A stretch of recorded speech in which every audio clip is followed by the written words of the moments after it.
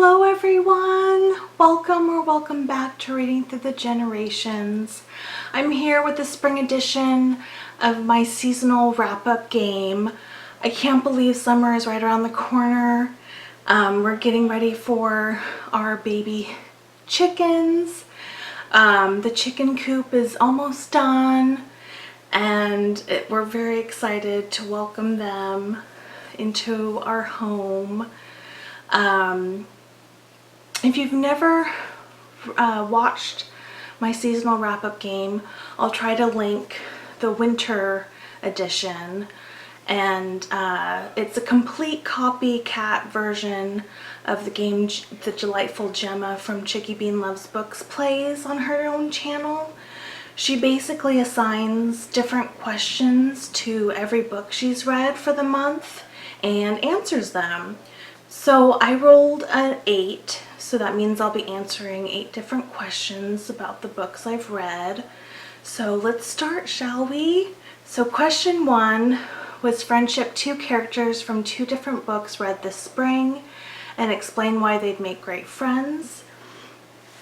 I thought Lenni from the 100 Years of Lenni and Margot by Marianne Cronin would make a great pal for Reha from Red, White, and Whole by Rajani Larocca. Not only are they similar ages, but they have similar backgrounds. Both their parents come from different countries, and they're navigating 2 different kinds of worlds. The one, modern times versus the traditions of their parents. They both have somewhat difficult relationships with their mothers and trouble fitting in with their age group. They're both very funny, inquisitive, and intelligent young girls. They are also trying to handle or navigate and come to terms with the harsh realities that life has dealt them. And I think in the end, they learn how to live life with dignity and grace despite the heartache and pain and turmoil that they go through. And for those reasons, I think they would bond and have a lot of fun things to discuss with one another. The next question is, which character would you most like to meet in real life? That would be Nadiya Hussain. If you're not familiar with who she is, she was the, I believe, 2015 Great British Bake Off winner, and hands down in the whole entire history of winning speeches, I think hers is at the top. Oh gosh, it was such an emotional moment, and I wish I had written down what she had said, but basically it was along the lines of she would never doubt herself ever again. She would never tell herself, no, I can't do it, because I will and I can. And it was so beautiful. And her memoir, oh my gosh, it was so wonderful to get to know her better. I loved her stories about her children, her siblings, her parents. She's very honest and vulnerable when she talks about her personal history and difficulties with PTSD. So that was, she just was very eloquent and very honest, and I would love to meet her. I just think she's such a multi-talented, creative, inspirational young woman. The next question is, what was the best picture book you read this past season? That would be Through the Garden Gate by Susan Hill, illustrated by Angela Barrett. We read this for my family's book club in March, And it was such a delight. It was so inspirational. We actually built 3 more raised garden beds because we just, you know, we looked at this together and we just were like, we need more flowers. So that's what we did. And we would just look at it before bed, and it's just so relaxing, so calming, and just gave us wonderful dreams. I highly recommend this book. It was lovely. Next question is, choose a book and pair it with a piece of art. So we will go back to the 100 Years of Lenni and Margot. I really love this book. It's such a bittersweet novel. The piece of art that I'm going to pair it with is called The Thin Lines of Border Security by Mikhail Charnadzedow. I think this just summarizes, or, you know, they say a picture is worth 1,000 words. You have Margot, an 83-year-old Scottish widow who befriends 17-year-old Lenni, who is terminally ill with cancer. They both live in the hospital in England, I forget what town.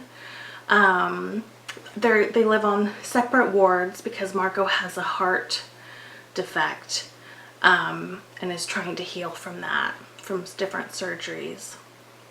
And one day, as a form of therapy for the patients, art class opens up, and it's held in the rose room of this hospital.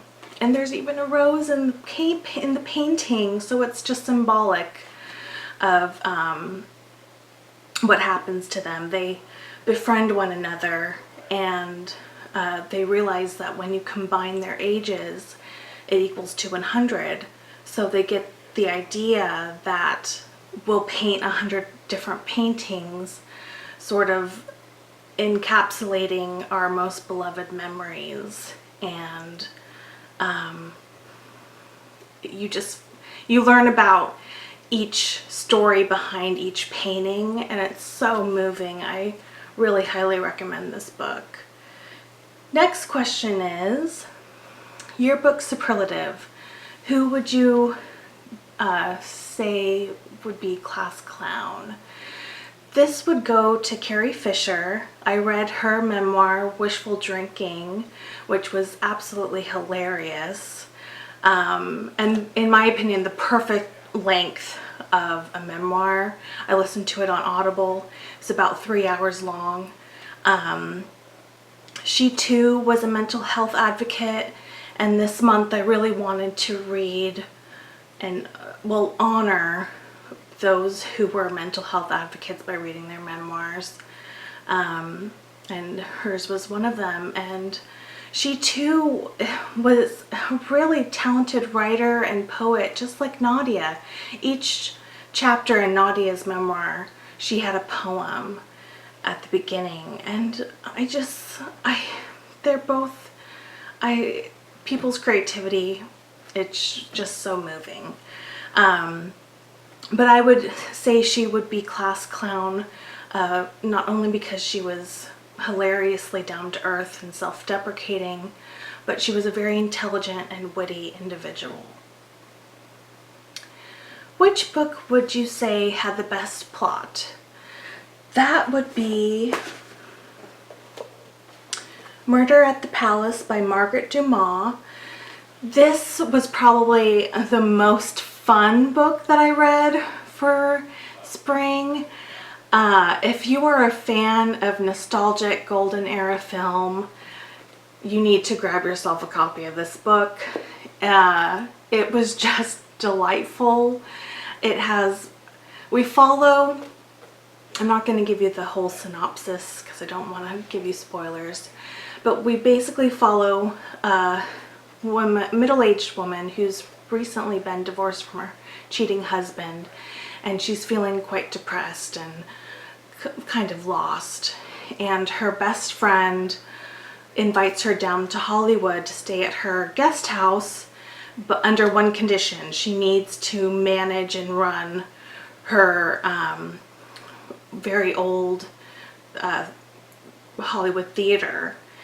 And when she gets there, there's 2 surprises for her waiting, and she has to solve some mysteries.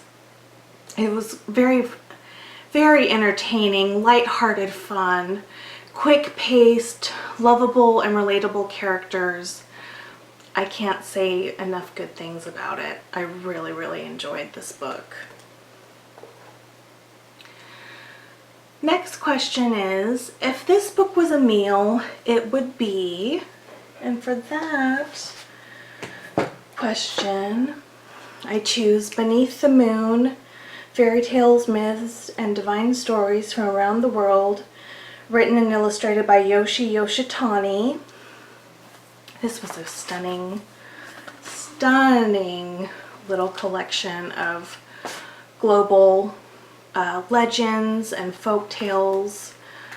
I think it would be a perfect book for young readers who are interested in learning more about fairy tales from around the world. It was so much fun, and I think the meal that I would choose for this book is a global buffet, just because that's what you do in the book. You travel around the world, you get different tastes of ideas and ideologies, so just having the different cuisines, I think it summarizes the book perfectly well. The last question is, what was the best interactive book? And that would be Moments of Mindfulness by Emma Farrarons. And this is just, it's a coloring book, basically. I would work on this right before bedtime. I always color. I do something that kind of puts me in a calm zen-like state right before bed, and that usually is either reading or coloring or doing both. So I chose this because not only is it a coloring book, but it had different mindfulness activities. So like soothe your eyes with chamomile. It had little activities such as teaching you how to mindful eat a meal, how to go for a mindful walk, organizing and cleaning your workspace, little things like that that you could do. And I did it as part of Mental Health May. I just thought, why not? I need to practice more mindfulness. So that's what I did. I also want to leave you with some food for thought. I also did these little, it's called Calm the Chaos. There was, each day I would pull a card from the deck and see what it said. So since it's the final day of May, let's see what the final card is. So it says, you are responsible for the attitude you bring to each situation. Yes, we can only, there's very few things we can control in this life, but what we can control are our reactions and our actions. So it says, you cannot control many of the things that happen around you and to you, but you have 100% control over your attitude in every situation.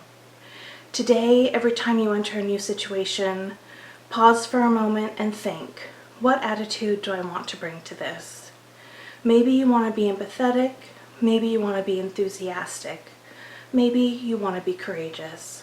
Whatever you choose, hold that intention as you move into that phase of your day. Bringing your attention to the power you have over your attitude will profoundly influence the way you move through your life. So that's my little Calm the Chaos card for the day. If I can figure it out, I'll make a little diagram of all the books that I read this past spring, because I didn't get a chance to talk about all the books just because I only rolled an 8. And if you've read any of these books, please let me know down in the comment section below. I love talking to you all, and I really hope you had a lovely spring this past season. and I wish you all the very best with the coming summer. Let me know if you have any fun plans for summertime. Till next time, please take good care of yourselves. Bye-bye.